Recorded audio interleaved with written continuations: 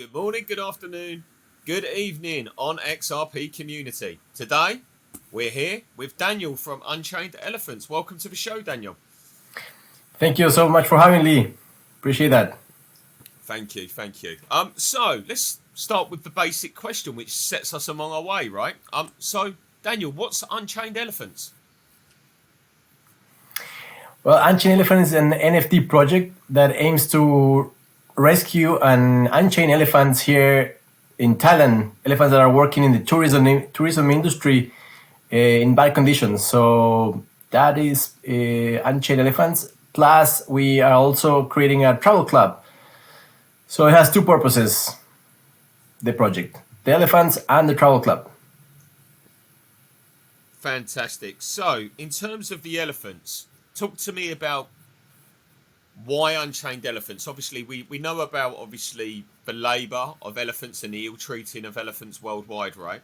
So, where did your connection come with the elephants? Is it something that you noticed, or did you have a long-standing relationship with elephants in general? Sure. So I am based here in Phuket. I've been living here 13 years already, and before the pandemic, I was working with a couple of elephant sanctuaries here in Phuket. And when the pandemic hit, everybody got out of job. I mean, including my agency. I had a marketing agency, and also the elephants that were here. They because they were depending on tourism to be able to support them in terms of feeding and taking care of them, and all the tourism dried up, and so do the elephants. We started struggling. So basically, the idea was during pandemic we started thinking ideas on how can we help these elephants and the situation here with them. So that's the beginning of it. Fantastic. And in terms of Then the elephants that you guys manage within the sanctuary, how many elephants did you look after? well, I don't have a sanctuary. I don't have a sanctuary. I work with other people that have the elephants around here. So we wanted to help them to raise money, and then that's where the NFT came together. The idea of the NFTs to raise money for the elephants, but also I have a friend of mine which is our activist on the project. She managed to raise like $20,000 to feed some elephants that she kind of take cares, and I was thinking like, okay, we need to help her somehow, and yeah, then we start thinking of the ideas and developing the project. So we don't have our own camp, but we want to help the elephants here. So that's the main goal. Okay, fantastic. So you're helping fund some of the good sanctuaries that are out in Thailand at the moment in trying to look after these elephants, right? Correct. We're helping with the ones. I mean, right now the tourism is back and the elephants are getting back to work. Unfortunately, so we're transitioning. Like now, the goal is bigger now. We want to really help the elephants to bring them out of this situation, because some of the elephants are working on trekking or shows, which is not the best. So the best thing for an elephant is to be just an elephant and be on a camp and just eat all day and Absolutely. just be an elephant. So that's the goal. Fantastic. And in terms of the other section of the NFT project, which is the travel part of it, could you explain to us a little bit more about that? So you have one part which Sure. is a charitable giving arm, and you help obviously look after elephants by donating money from NFT sales, right? And then the other arm of the NFT is the travel part. So how does that work, the travel club? So the idea is that the travel club, we want to educate tourism about the situation of ethical tourism with animals specifically. But the purpose of this is to give value as well for the holders. So if you have an NFT, you'll be able to access a platform. We want to develop a platform where you can actually buy tickets, tours, and attractions through the platform at a discounted price. So as a benefit for the holders, that's something that people might be interested. That's one side. The other side is that the education is key, because it happened to me. Like I didn't know when I came here. I did elephant trekking. I mean, it's cool to go with elephants and take a selfie and so on.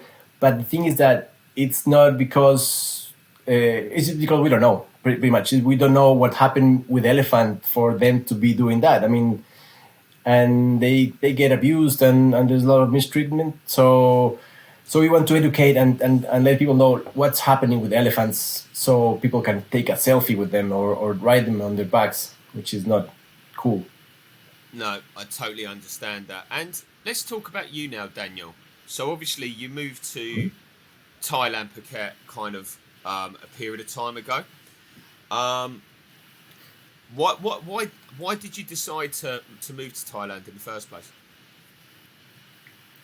So I actually got a scholarship for doing an MBA in hotel management here in a university here in Phuket. Ah, wow. So they Okay. said we'll pay you everything to come here and study. And I knew it was not like going to Harvard or any fancy school, but I said like, yeah, I'm out of here, and then just actually they gave me 1 month notice, and then I was like, here straight away start studying. So that's why I came. I ended up in Phuket, and I love this country so much, and then never left after I finished my studies. Fantastic. And then in terms of where do you originally come from then, Daniel? Before you moved to Thailand? I am I am from Ecuador, from Quito. Ecuador? Oh, wow. So Yeah, that's South America, right? Ecuador? correct. Yes, South America. Wow. Wow, wow, wow, wow, wow. So talk to me about Ecuador, in terms of that as a country kind of thing and growing up within it, Daniel. How did you find that? Ecuador is amazing. I mean, it's a lot of there's a lot of how do you call it? Like 4 different zones. You have the highlands, the Amazon, the Galapagos, the coast. So it's very biodiverse. Crazy enough, when I was 10 years old, I got an alligator as a pet. So I was trying to get all these crazy, crazy animals. I mean, I had also I went to get a snake. I had a parrot. So, well, we have a lot all sort of animals. But it was not the best thing to do, obviously. But yeah, alligator. I have to give it back to an aquarium after a couple of months because it was growing too much.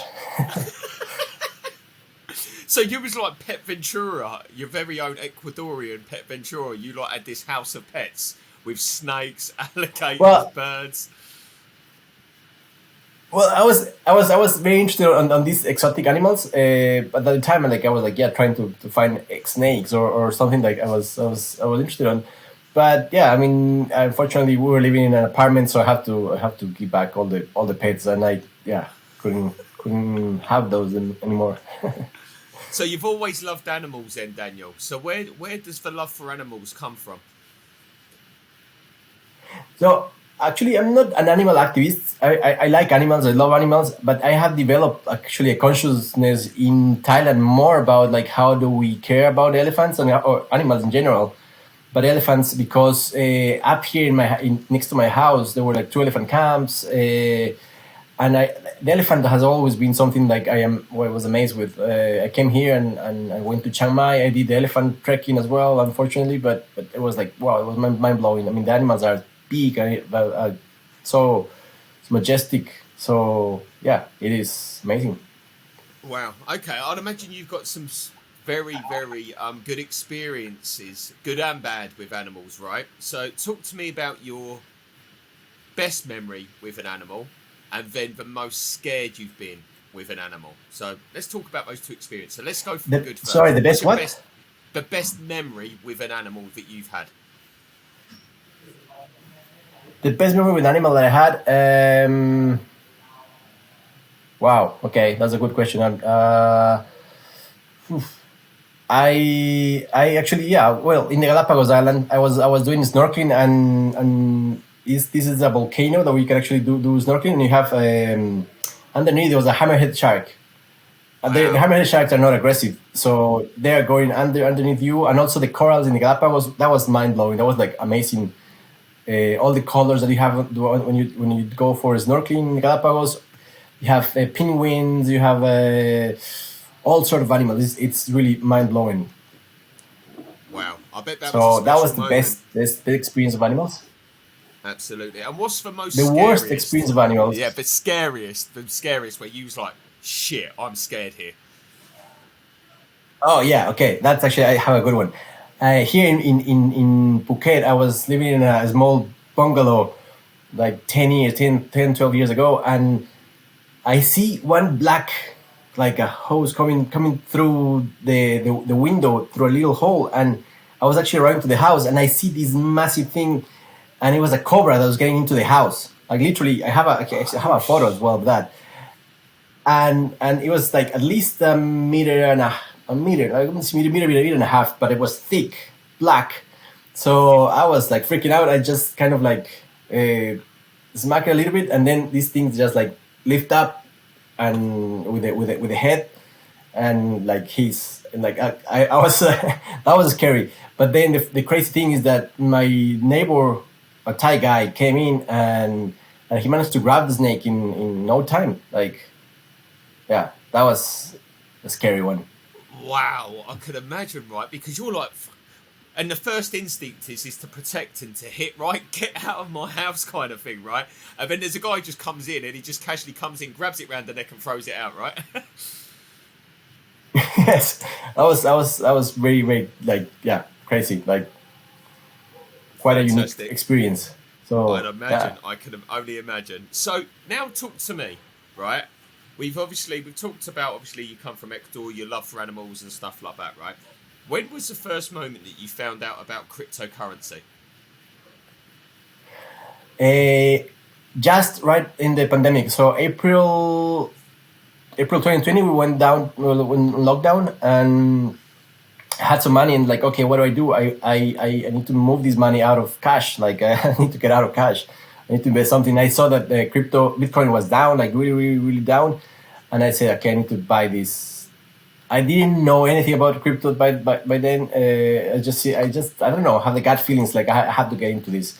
So I bought Bitcoin when I was 7,500 US, after it dropped to 3,000, and then it started coming. I was supposed to get earlier, but then the people were telling me, no, that's stupid, don't get in there. That's, yeah, like no, there's something here.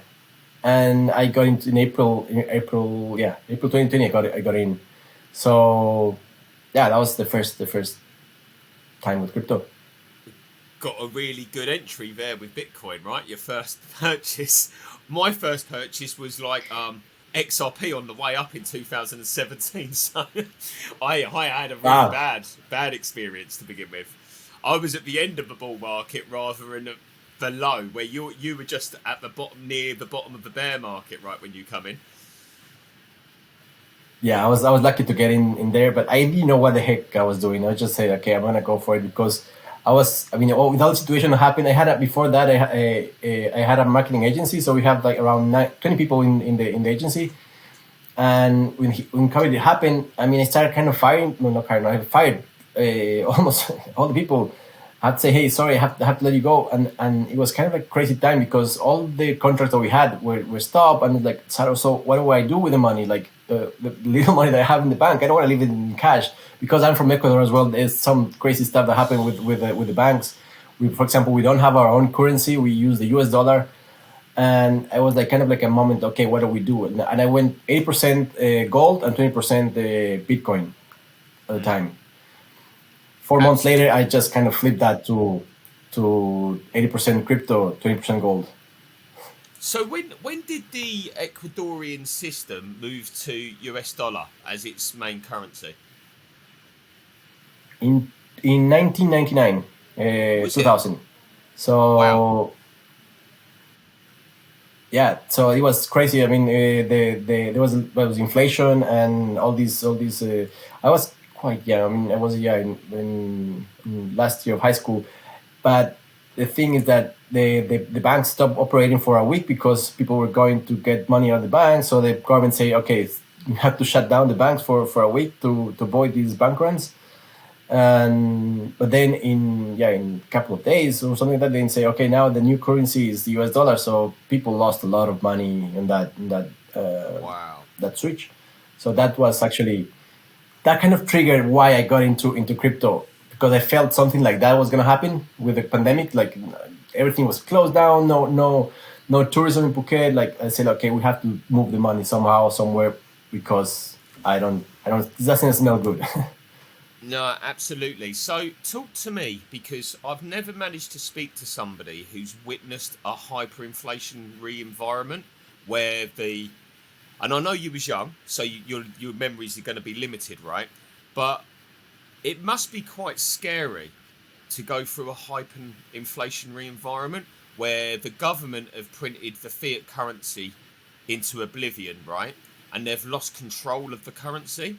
And obviously, when we go into an inflationary environment, right, that's devalues the currency. And that's what the government have basically done. And that's why they had to move from, I'd imagine, what was it, the Ecuadorian dollar at the time, was it? Or Sucre was the Sucre. Ecuadorian Sucre. Okay, so mismanagement of the currency from the government, then the all these hard workers, like your parents, have probably worked all their life and got savings in the Ecuadorian currency at that given point, and then all of a sudden it diminishes to nothing.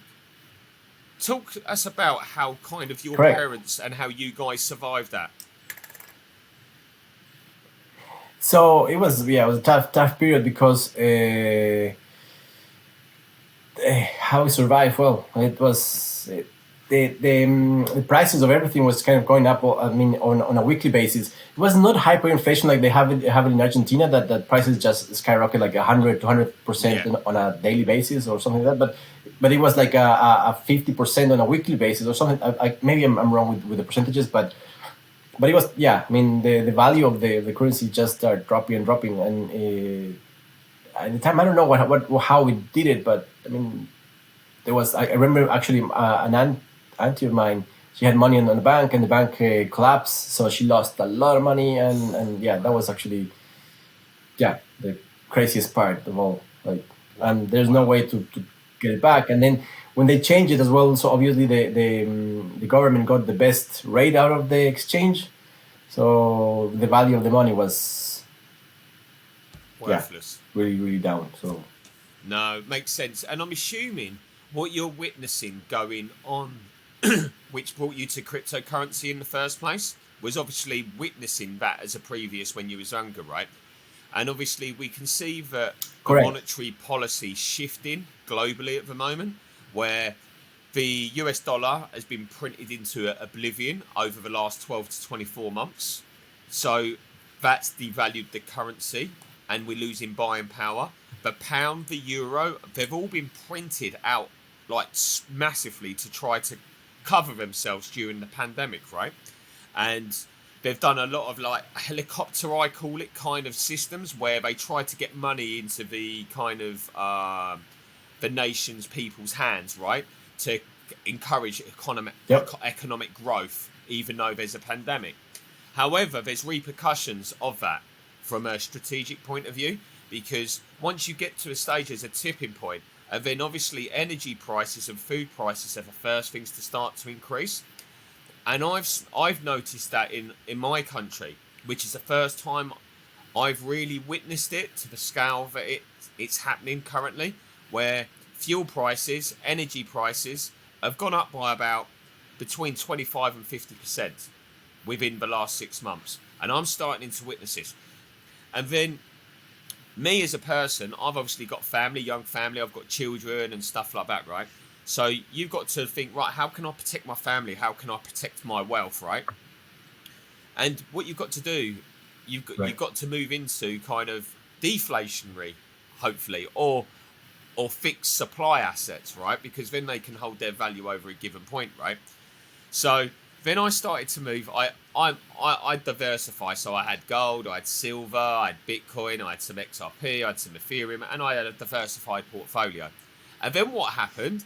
Then obviously in Africa they found all that gold, and I was like, oh my god, gold's not even safe at the moment. They've just doubled the amount of supply of gold. So how, from your point of view, going through what you've experienced and obviously what you found in crypto, do you feel safer being in crypto than you do in fiat currency itself? Well, with these drops, it's hard to feel safe with these massive drops. But I believe that it's the future. So I 100% believe, and the way you can transfer money from one place to another in seconds without asking permission for anybody. I mean, this is just to get adoption, and it will definitely be the way to go. So I feel safe. It's sometimes scary because it drops a lot, but yeah, I feel much better than holding cash. Absolutely. Well, what I say to people who invest or are relatively new to investing in cryptocurrency, and this is not financial advice, by the way, guys. Sometimes what you've got to do, you've got to zoom out from the chart and actually look at the bigger picture. That higher lows are being created on a macro scale. So it is gradually going up, but there's market cycles where it will retrace, it will grab liquidity, and then it will take its next leg up. And that's all we're doing. And historically, Bitcoin and other cryptocurrencies drop 80 to 90% in value, right? And then they find a new higher low, and then they start the next cycle and they move upwards, right? That's kind of traditionally what's happened over the last 4 cycles. So I'm here now, sat here today, and it's crashing. I'm like, wow, okay, cool. Now I bring my stable coins out to play and I start to buy, right? And I now start to dollar cost averaging because it's starting to trigger my first buys. Rather than trying to take the emotional part of an investor and actually just buying it just for the sake of buying it. It's all about your entry, right? Where, Daniel, you got a really good entry at $7,000 when your first Bitcoin purchase, right? So it's all about your entry, right? XRP was 15 cents or 17 cents. Yeah. Wow. So how did you first find XRP? And then when did you make the decision that you was actually going to do something on the XRP? Great question. So I jumped into Bitcoin, and I love Bitcoin, but it's scary. What was a little bit scary that we don't know who's behind it. Like that kind of, for me, like from a business point of view, if I do business with someone, I want to know who I'm doing business with. I know it's solid Bitcoin, but still that factor, it kind of like was like, okay, maybe this is something sketchy or something wrong. So I moved to Ethereum. It was good. But then I had to send money from Thailand to Ecuador. And I did it through Bitcoin first, and it took half an hour, 45 minutes, and you're like, oh shit, did I did it wrong? Or it's because I didn't know how long it's gonna take, and I was like, okay. And then I did Ethereum, but I was sending only like $10 or something just small to test it out, and it still like cost me like $2 or $3. And like, okay, so if it's like 10% of the 20% of the $10, I mean, it was a small amount. Like, doesn't make sense. And then I found out that XRP was actually designed to do that. And when I send it, and it's like, I was gonna ask the guy like, oh, let me know when you receive it. And the guy is like, oh yeah, we received it already. It's like, oh, okay, that's cool. So it just was like in seconds, while Ethereum took like as well another 10 minutes or so. So that was like amazing, because I've been using Western Union or all these other thieves. They just steal your money because it costs like 20% to send from here to Ecuador, 20% of your money. So you send, it's ridiculous. So this was like, it was wow. Like, you can send money like that in seconds and cost nothing. Then there's something here for sure. Absolutely. And then obviously, I'm assuming you found out about XLS20 and then being able to mint NFTs, obviously, on XRPL. So was it kind of like that come out and then you was like, right, I now need to do something? Or was you always going to do an NFT project, Daniel? It was not that I was going to do an NFT project. I was learning, and I saw that Gary Vee was doing the project, and I didn't understood what NFTs are and why would people buy these NFTs, and I didn't understood it, and until then later on, like, okay, this makes sense, and I have to say, Gary Vee, I'm a big fan of the guy, and he was building up, developing his project, so I started studying more and more. But then I also found that, I mean, I want to do something cheaper that I don't have to pay gas fees. So that's why I say, okay, I heard about last year in September, there was a grant for projects with Ripple. That's how actually I find out that, okay, they're going to be NFTs on XRP. And it's like, okay, let's try it out. And I started developing the project on XRP since day one. because of the speed and cheap gas fees in this case. Fantastic. And then talk to me about your community growth and how that started. If people are interested in Unchained Elephants, how they can become part of your community, and talk to me about the growth and how it feels being part of that. Sure. So my project before it was called the XRP Herd. So we started at the XRP Herd in January, and we managed to get involved with a couple of good influencers like Crypto Airy, the guys from On the Chain, and the Working Money channel. The guys give a shout out. So, and that helped a lot to kind of put the project out there. And we did a small drop of 500 NFTs. We managed to raise around 12,000 XRP by February with the XLS 14. Sorry, but then we decided to change the name, go for a bigger cause, and I didn't want to just to fix it on XRP like the name on the XRP Herd. I want to go more mainstream with Unchained Elephants with a bigger mission of rescuing. So it has been a process of from the XRP Herd to Unchained.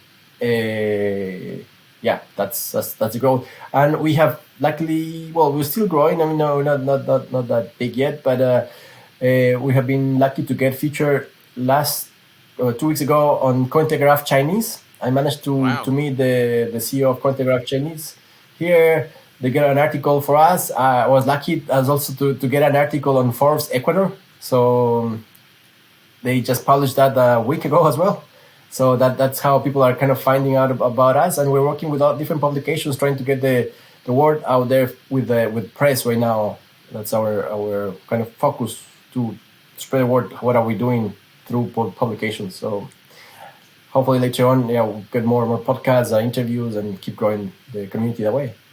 Absolutely. So if anybody listening today or watching today wants to kind of come into the Unchained Elephants kind of community, how would they do that in terms of what socials are you on? What are your tags? Let's kind of discuss that. So then people have got an option to kind of join you guys on your journey. Sure. So right now we are focusing on the website. The website we have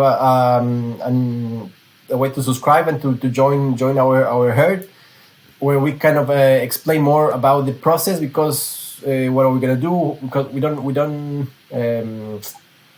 we're trying to kind of manage the communication right now with the newsletters and email addresses. So we're collecting that database, but we also have our Twitter account, Unchained Elephant, Instagram as well. I have my TikTok. Personally, I'm pushing my TikTok and Facebook.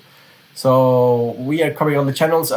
We have the Discord, but I want to kind of build up a little bit more until we kind of release the Discord properly, because that Discord is not fun. So I mean, we have all the channels, but Unchained Elephants, that will be the main place to go. UnchainedElephants.com, the main place to go to subscribe and to join the herd. Fantastic. Well, you've just got a new follower. I've just followed you. So I'll be looking out for all your news on Twitter, and I'll give you a little retweet and stuff like that. But Daniel, thank you ever so much for coming on and sharing your stories today about Unchained Elephants. We'll be watching closely as a community, and I'm sure the XRP community will be fully supportive of the journey. I wish you all the best in growth. And again, thank you for coming on today, Daniel. Thank you so much for having me, and it's a pleasure to be part with you guys on XRP. I appreciate that. Fantastic. All right, guys. Well, this is another episode of the onXRP podcast, and thank you for listening today, and we'll see you again on the next episode.